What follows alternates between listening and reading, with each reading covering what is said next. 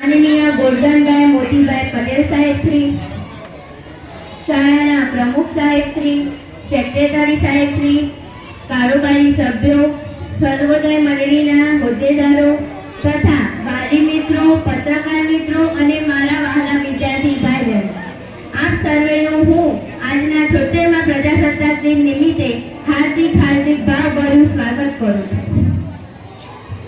હવે આજે મને બોલવાનો મોકો મળ્યો તો મારે એક એવા વિષય ઉપર વાત કરવી છે કે નાનાથી લઈને મોટા વડીલો સુધી કે જેમને એક એવું વ્યસન હોય છે કે જેમના વિના તેઓ એક ક્ષણ પણ રહી નથી શકતા, અને જો તેમના હાથમાંથી તે વસ્તુ લઈ લેવામાં આવે તો તેમના ગુસ્સાનો તો પાર જ નથી હોતો.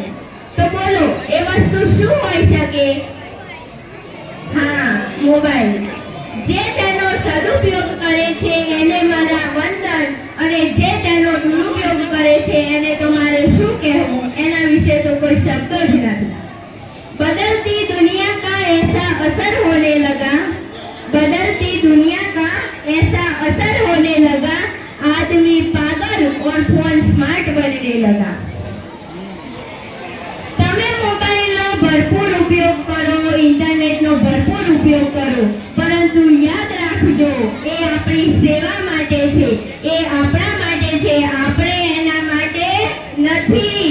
એ સાધન છે, સાધ્ય નથી. એકવાર એક વ્યક્તિને પૂછવામાં આવે છે કે મોબાઈલ આપણા માટે આશીર્વાદ છે કે અભિશાપ? ત્યારે તે વ્યક્તિ ખૂબ સુંદર અને સરસ જવાબ આપે છે કે જો તેનો વિવેકપૂર્ણ ઉપયોગ કરવામાં આવે તો તે આપણા માટે આશીર્વાદ છે, નહીં તો તે અભિશાપ જ છે. તે આગળથી ગળ્યું લાગે છે પરંતુ આખી જિંદગી બરબાદ કરી નાખે છે. હવે મારે તમને એક વાર્તા કહેવી છે. એક શાળામાં એક શિક્ષકે વિદ્યાર્થીઓને નિબંધ લખવા આપ્યો. હવે એ નિબંધનો વિષય હતો માં. દરેક વિદ્યાર્થીએ નિબંધ લખ્યો, ખૂબ સરસ લખ્યો.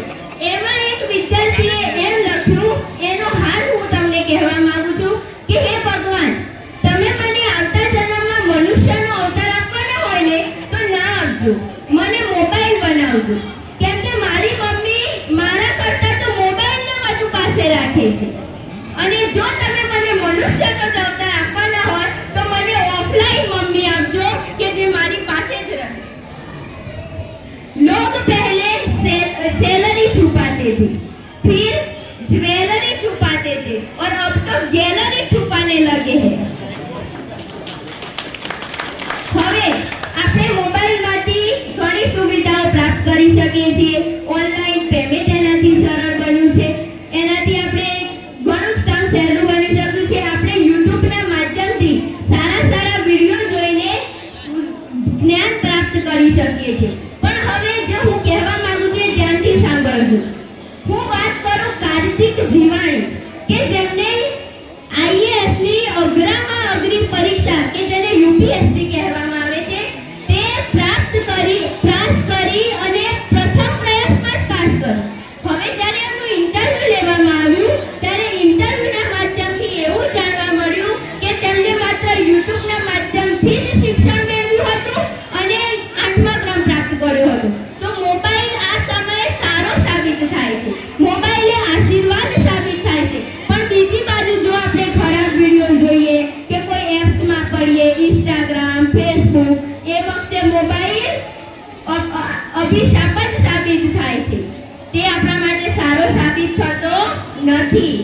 હવે અત્યારે તો આપણને મોબાઈલની એટલી લત લાગી છે કે ઘરની બહાર નીકળીએ અથવા તો ટ્રેનમાં બેસી ગયા હોય અને જો અચાનક ખિસ્સામાં હાથ જાય અને મોબાઈલ ના હોય તો તમે ટ્રેનને બાય બાય કહેશો કે મોબાઈલને? ટ્રેનને. કેમ કે આપણે તો મોબાઈલ વિના એક ક્ષણ પણ રહી નથી શકતા. ટ્રેન જવી હોય તો જાય, પહેલા મોબાઈલ. અત્યારના જમાનામાં આપણે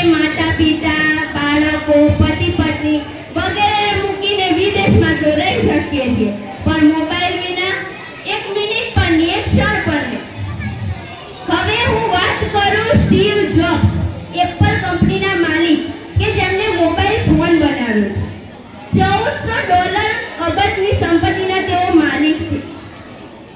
હવે હમણાં તેમનું કેન્સરના લીધે મૃત્યુ થયું, પરંતુ તે એટલે તેમના મિત્ર નિકટ કોલ્સે તેમનું જીવન ચરિત્ર લખ્યું અને મોબાઈલનું નામ પુસ્તકનું નામ આપ્યું સ્ટીવ જોબ્સ. હવે જ્યારે મૃત્યુ પહેલા બંને મિત્રો ડિનર કરતા હતા ત્યારે તેમને જાણવા મળ્યું કે જે સ્ટીવ જોબ્સે આજ સુધી કોઈ ટચસ્ક્રીન વાળી વસ્તુને હાથ જ અડાડ્યો નથી. ત્યારે પહેલા તો ચોંકી ગયા કે આટલો મોટો મોબાઈલ બનાવ્યો છે અને ટચસ્ક્રીન વાળી વસ્તુને ટચ કર્યો નથી. તો એમને પૂછ્યું ત્યારે સ્ટીવ જોબ્સે કહ્યું, ખૂબ અગત્યનું છે, સાંભળજો. સ્ટીવ જોબ્સે એમ કહ્યું કે મેં એક રાક્ષસને બનાવ્યો છે જે મારા અને તમારા બાળકના ભવિષ્યને બગાડવાની તાકાત ધરાવે છે.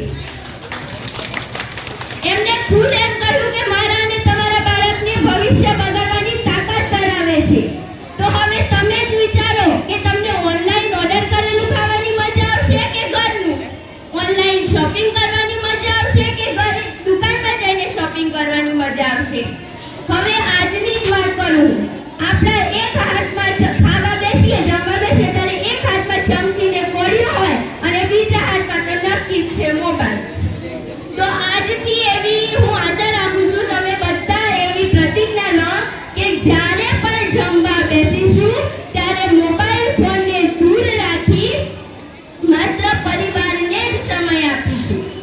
Waste of time, waste of energy. જો માણસને મોબાઈલ અથવા મશીન ન બનવું હોય તો રાત્રે સૂતા પહેલા અને સવારે ઉઠતા પહેલા 1 કલાક ઇન્ટરનેટ બંધ રાખવું પડશે. નહીતર તો આવનારો સમય એવો આવશે કે આપણા જીવનનું સંચાલન આપણે નહીં પણ આપણો ફોન કરતો હશે. તો આજે હું તમને બધાને એમ કહેવા માંગુ છું કે મોબાઈલનો સદુપયોગ કરો.